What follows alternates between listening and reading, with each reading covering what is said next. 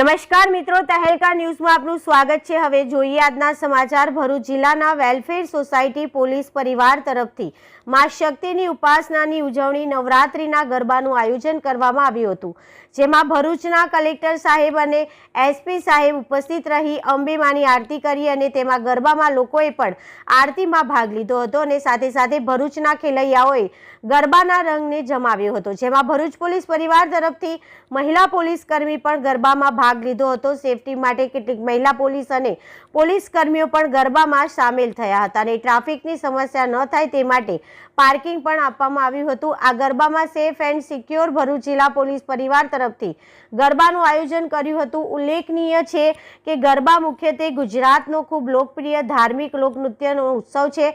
ગરબા આસો માસની શુક્લ પક્ષની એકમની નોમ સુધી તિથિઓ દરમિયાન ગવાય છે। આ રાત્રિ નવરાત્રી તરીકે જાણીતી છે। આ નૃત્ય અંબા, મહાકાળી, ચામુંડા વગેરે દેવીઓની આરાધના કરવામાં આવે છે।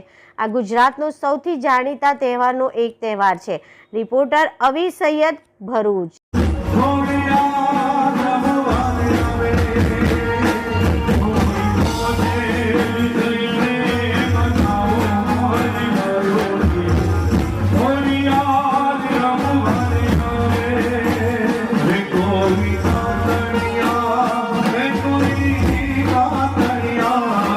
આજે નવરાત્રીનો પ્રથમ દિવસ હતો।